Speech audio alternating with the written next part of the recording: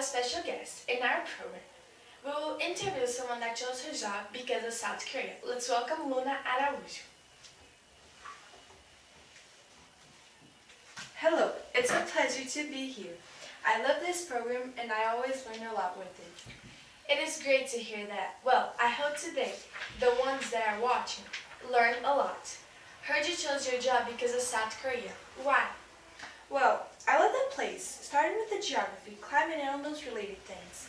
South Korea borders North Korea and separates Yellow Sea from the Sea of Japan. In south, the Korea rivers are short and swift. It flows mostly through mountain terrains, forming waterfalls. During the wet season, they provide hydroelectric powers. The Han River is the main river and passes through the capital Seoul and westward towards the Yellow Sea. In the region, its natural resources has relatively few minerals but large deposits of graphite. The climate in South Korea is mid-latitude, cold and humid continental climate. Its summers are warm, but the winters can be very cold and snowy. What about its GDP, organizations, and groups involved? And also tells us about the economy. Well, South Korea is 15th in the ranking of GDP. GDP grew almost 13 times in 30 years, and in 1980 it was $2,300. South Korea is a member of the Organization for Economic Cooperation and Development, also known as OECD. South Korea is one of the Asian tigers, which is a term used in reference to the highly developed economies for Hong Kong, South Korea, Singapore, and Taiwan.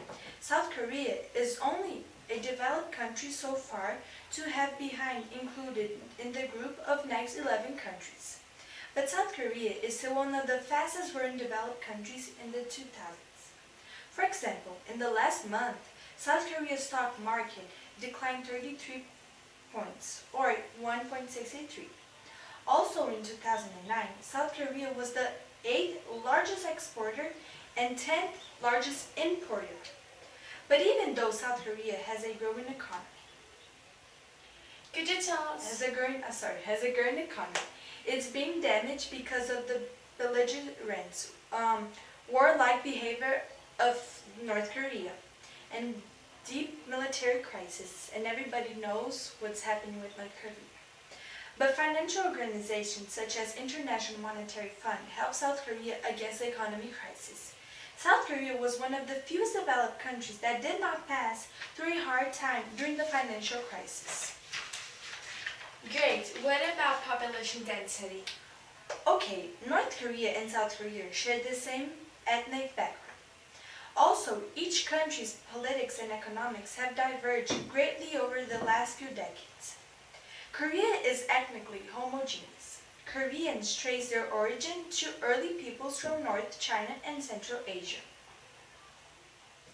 Korea is the home to people of Chinese descendants as well as foreign nationals. Most people inhabit coastal plains that wrap around Korean peninsula mountains interiors. About two-thirds of the Korean population live in rapidly growing cities, for example, Seoul, South Korea. Could you tell us some facts about South Korea? Okay, I'll start with the average people density is of 1,260 people per square mile, or 487 people per square mile. Many people in South Africa have moved to the coastal cities seeking industrial jobs. And today, the country is 80% urban. Explain more about population characteristics.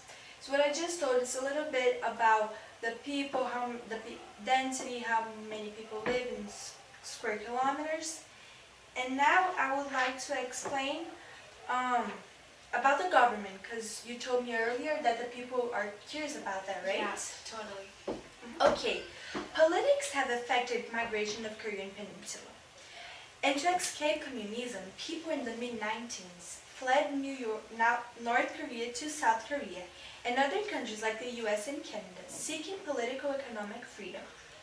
The population more than doubled between 950 and 990. Today, South Korea has 48.8 million people, more than twice as many in North Korea, where standard of living is much lower. Anyway, the South Korea was divided by the Demilitarized Zone, or DMZ. The border area was established at the end of the Korean War. And since the war, no official peace of treaty has ever been signed, and the DMZ continues to have a large military presence. Soldiers from both sides can peer across the zone at each other through binoculars. So they look at each other through binoculars. But the two countries have begun to cooperate on trade and tourism. History is next. Okay, I'll start with the early history. The early history in Korea faced challenges of aggression with China and Japan. Today, North Korea and South Korea is one of the harsh rule by each country's own leader. Back to the early history. In 1200 BC, Chinese settlers brought their culture to the Koreans. That's why there's a mix of Chinese there. Later on, Buddhism spread from Chinatown, Korea dynasties, including Sil and the Koryo United of Korean Peninsula. Throughout history, neighbor countries have invaded Korea and fought over its lands. Mongolia occupied countries from early AD 1200s to early 1300s. Then, around 1300s, the Chinese got control of Korea and introduced Confucianism, which became the model for Koreans' government, education, and family life. Later, in 15th, Japan launched invasions during the height of Korean civilization. Later in the 18th, colonial powers in Japan and Europe desired control of Korea. Then, Western countries approached Korea through a unified policy, also known as gunboat diplomacy. But Korea responded by adopting a closed-door policy that kept out foreign power, also known as Hermit Kingdom. But South Korea maintained independence until 1890s. And then other countries began to view it as a territorial prize.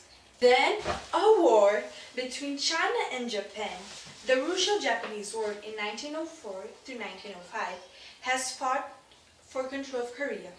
Japan won both wars. In 1910, Japan annexed Korea, incorporating the country first to its expanding empire. Japanese administered Korean language and culture with their language and culture. The Japanese maintained control over Korea until the end of World War II in 1945. Thank you very much for coming today, Lunara Aoyu. It's always a pleasure. And thank you who are watching. Bye-bye.